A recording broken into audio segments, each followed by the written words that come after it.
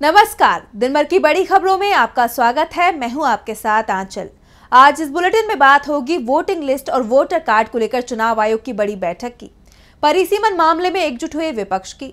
जानेंगे बिहार में अमित शाह की सक्रियता से क्यों चिंता में है जेडीयू। जाति जनगणना पर कैसे घिरती जा रही है मोदी सरकार।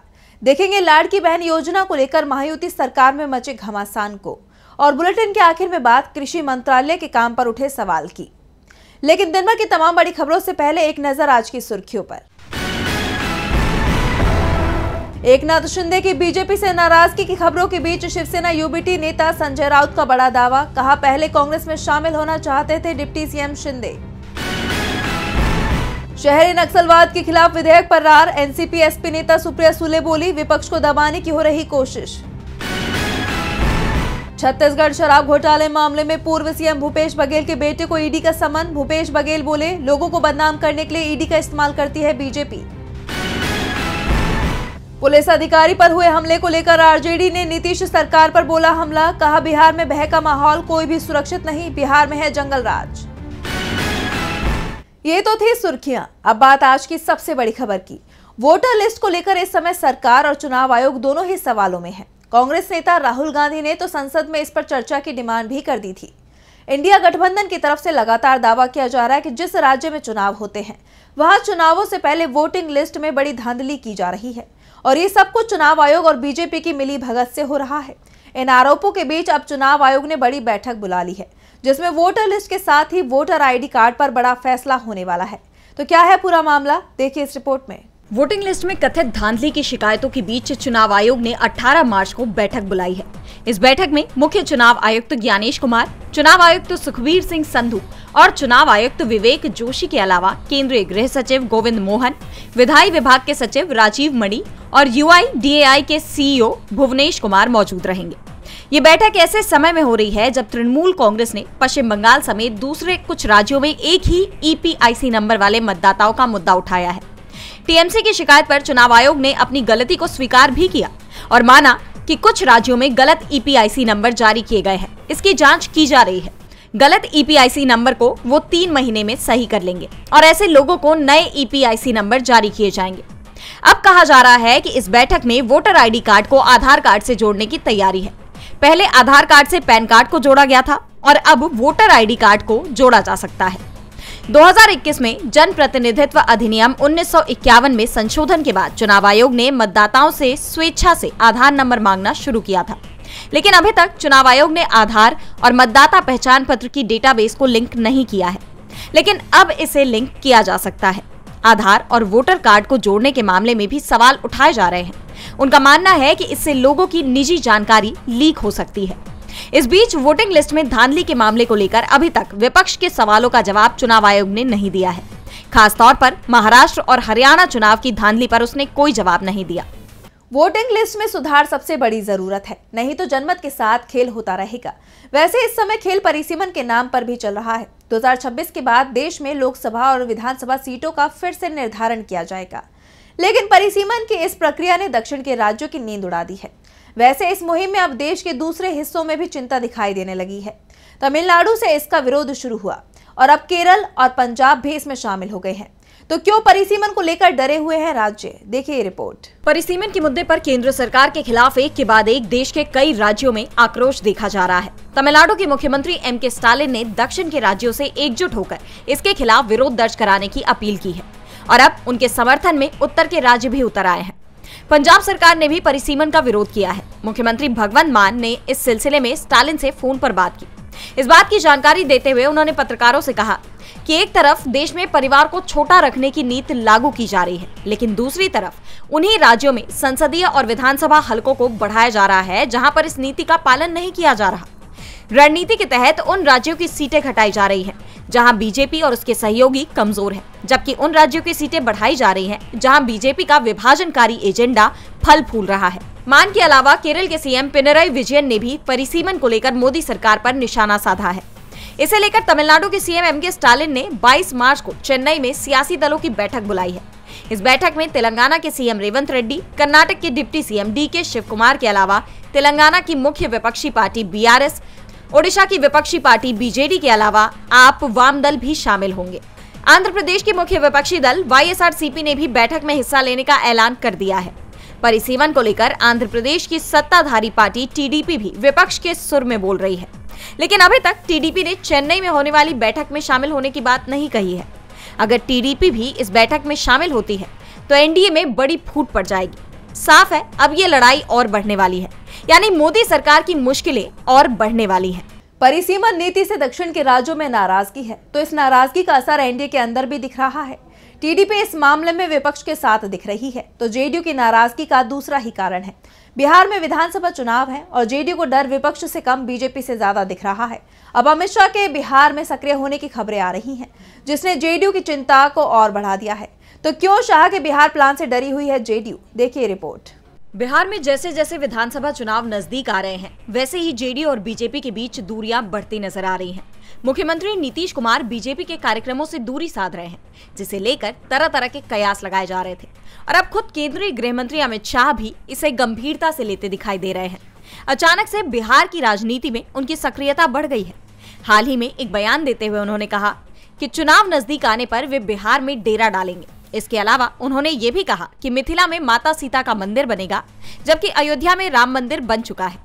आपको बता दें कि अमित शाह को बीजेपी का रणनीतिकार कहा जाता है और चुनाव को लेकर पार्टी में उनके फैसले को कोई चुनौती नहीं देता। ऐसे में अब अगर शाह बिहार में डेरा डालते हैं तो ये संकेत देता है कि बीजेपी बिहार में अपनी स्थिति मजबूत करने की कोशिश कर रही है और बिहार में बीजेपी की बड़ी जीत नीतीश कुमार के लिए नुकसानदेह साबित हो सकती है, क्योंकि नीतीश कुमार फिलहाल मुख्यमंत्री पद छोड़ने के लिए तैयार नहीं है। इसे दोनों पार्टियों के बीच तनाव की मुख्य वजह माना जाता है। इन हालात में शाह के इस बयान ने जेडीयू नेताओं में सवालों की छड़ी लगा दी है। उनका ये बयान जेडीयू के कार्यकारी अध्यक्ष संजय कुमार झा के सामने ही आया था, लेकिन इसके बाद से पार्टी में सन्नाटा पसरा हुआ है। जानकारों का कहना है कि शाह की सक्रियता को लेकर जेडीयू के नेता समझ नहीं पा रहे हैं कि आखिरकार बीजेपी का असली इरादा क्या है। दरअसल जब शाह ने पहले एनडीए के सीएम पद के उम्मीदवार के बारे में बयान दिया था तो जेडीयू के अंदर नाराजगी दिखी थी, लेकिन इस बार हालात अलग है, क्योंकि शाह के बयान का कोई विरोध नहीं कर रहा।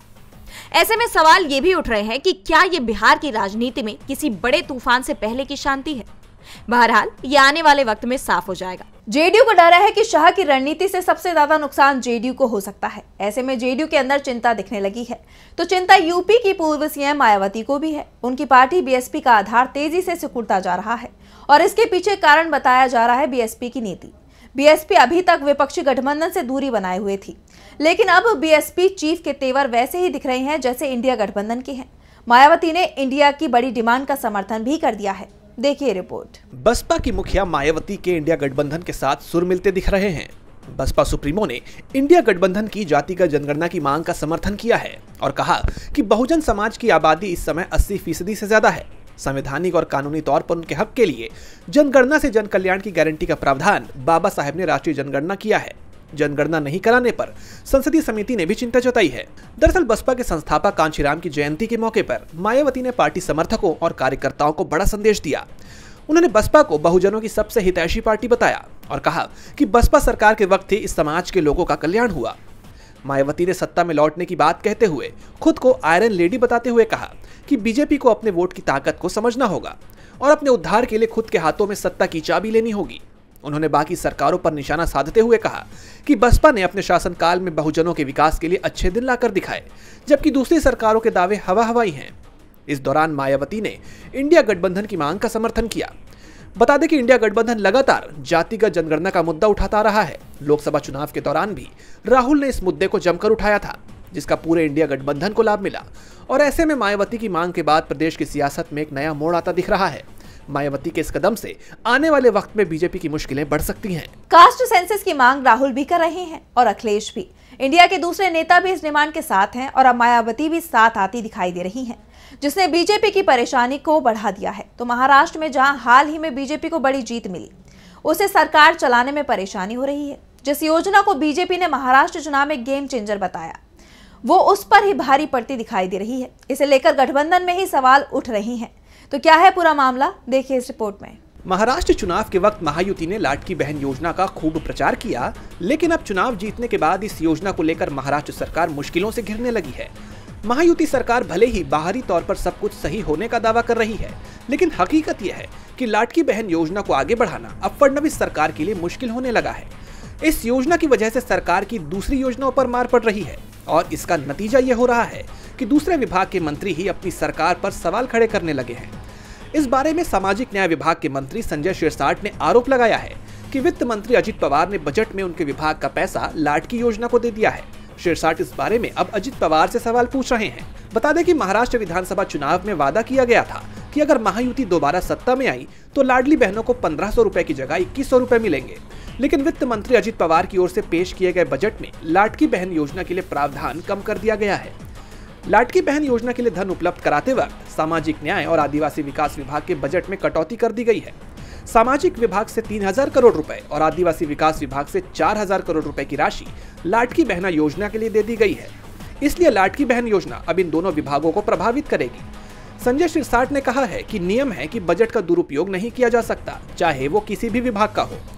नियमों के मुताबिक हमारे विभागों को धनराशि उपलब्ध कराना अनिवार्य है, लेकिन अब ऐसा दिखाई देता है कि हमारे विभाग के धन को बजट में कहीं और लगा दिया गया है।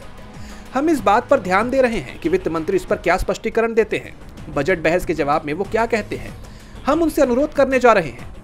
बताते चले कि इसके चलते जहां राज्य की महिलाएं नाराज बताई जा रही हैं, तो वहीं सामाजिक न्याय और आदिवासी विकास विभाग में भी असंतोष है। लाडकी बहन योजना के चलते महाराष्ट्र सरकार को दूसरी योजनाएं या तो बंद करनी पड़ रही हैं या बजट कम किया जा रहा है। इससे गठबंधन में ही सवाल उठ रहे हैं। तो वहीं सवाल मोदी सरकार की नीति पर भी उठ रहे हैं। जीएसटी को लेकर कांग्रेस नेता जयराम रमेश ने मोदी सरकार पर तीखा हमला किया है। तो क्या है पूरा मामला, देखिए इस रिपोर्ट में। कांग्रेस ने जीएसटी की विभिन्न दरों को लेकर केंद्र सरकार पर निशाना साधा है। कांग्रेस महासचिव जयराम रमेश ने कहा कि पॉपकॉर्न के बाद अब डोनट पर भी जीएसटी का असर दिखाई दे रहा है। उन्होंने सरकार की नीतियों पर सवाल उठाते हुए कहा कि देश को अब जीएसटी 2.0 की जरूरत है। ये बयान ऐसे समय में आया है जब टैक्स से जुड़े मुद्दों से कई व्यावसायिक संस्थान परेशान हैं और इसका असर बाजार पर भी पड़ रहा है। जयराम रमेश ने सरकार पर तंज कसते हुए कहा कि ये पूरा मुद्दा दर्शाता है कि ईज ऑफ डूइंग बिजनेस का नारा कितना खोखला है। सरकार भले ही इस नारे का ढिंढोरा पीटे, लेकिन वास्तविकता में व्यापारियों को गैर जरूरी परेशानियों का सामना करना पड़ रहा है। टैक्स प्रणाली में कई खामियां हैं, जिसके चलते जीएसटी 2.0 की जरूरत महसूस की जा रही है। इससे व्यापारियों को समान अवसर और राहत मिल पाएगी। कांग्रेस के इस आरोप पर वित्त मंत्री निर्मला सीतारमण का भी बयान सामने आया है। उन्होंने कहा कि अभी जीएसटी दरों में और कमी की जाएगी। याद दिला दें कि कांग्रेस ने बीते रविवार को कहा था कि टैक्स में किसी भी बदलाव को केवल दरों में कटौती तक सीमित नहीं रखा जाना चाहिए। ये पूरा मामला मैड ओवर डोनट्स के इर्द गिर्द घूम रहा है। दरअसल मैड ओवर डोनट्स को 100 करोड़ के टैक्स नोटिस का सामना करना पड़ रहा है। डोनट्स के लिए मशहूर इस ब्रांड को अपने बिजनेस का गलत वर्गीकरण करने और डोनट्स पर 5% जीएसटी को रेस्टोरेंट सर्विस सेवा बताकर चुकाने का आरोप है, जबकि बेकरी उत्पादों पर 18% टैक्स लागू होता है। ये मामला अब बॉम्बे हाई कोर्ट पहुंच चुका है। और बुलेटिन के आखिर में बात किसान की परेशानी की। किसानों से जुड़ा कोई भी वादा मोदी सरकार ने आज तक पूरा नहीं किया। न किसानों की आय दोगुनी हो पाई, न ही एमएसपी लागू हो पाई। वहीं किसान आंदोलनों को दबाने में मोदी सरकार लगी रही। ऐसे हालात में अब एक बड़ा सुझाव आया है कि कृषि मंत्रालय का नाम ही बदल दिया जाए। ये सुझाव संसद की स्थायी समिति ने ही दिया है। देखिए रिपोर्ट। मोदी सरकार के सामने एक बार फिर किसानों के हित के लिए अपनी प्रतिबद्धता को दिखाने की चुनौती आ गई है। दरअसल कृषि पर संसद की स्थायी समिति ने कृषि श्रमिकों के महत्व को दर्शाने के लिए केंद्रीय कृषि मंत्रालय का नाम बदलने की सिफारिश की है। पंजाब के पूर्व मुख्यमंत्री चरणजीत सिंह चन्नी की अध्यक्षता वाली इस समिति ने कहा कि कृषि एवं किसान कल्याण विभाग का नाम बदलकर कृषि किसान एवं खेतीहर मजदूर कल्याण विभाग किया जा सकता है। समिति का मानना है कि नाम बदलने से कई संभावित लाभ होंगे, क्योंकि इससे कृषि क्षेत्र में खेतीहर मजदूरों की महत्वपूर्ण भूमिका को मान्यता मिलेगी। बता दें कि खेतीहर मजदूर कृषि कार्यबल का एक महत्वपूर्ण हिस्सा है और इसमें हाशिए के समुदाय के लोग ही ज्यादा है। सरकार खेती किसानी को लेकर जो भी योजना बनाती है, उनमें खेतीहर मजदूरों की अक्सर अनदेखी हो जाती है। इसलिए समिति ने मंत्रालय के नाम में किसानों के साथ साथ खेतीहर मजदूरों को भी जोड़ने की सिफारिश की है। वहीं समिति ने वेतन असमानताओं को दूर करने और जीवन स्तर में सुधार लाने के लिए कृषि मजदूरों के लिए न्यूनतम जीवन मजदूरी को लेकर एक राष्ट्रीय आयोग की स्थापना की भी सिफारिश की है। समिति का यह भी मानना है कि 50% से अधिक लोग अपनी आजीविका के लिए कृषि पर निर्भर हैं। ऐसे में मंत्रालय का बजट भी बढ़ना चाहिए। इसके अलावा समिति ने पारंपरिक फसल पर घोषित एमएसपी के अलावा सभी जैविक फसलों के लिए न्यूनतम समर्थन मूल्य यानी एमएसपी की सिफारिश भी की है। देखना होगा कि सरकार कृषि मंत्रालय के लिए दी गई इन सिफारिशों पर कितना अमल करती है। तो आज इस बुलेटिन में इतना ही। आप देखते रहिए डीवी लाइव। नमस्कार।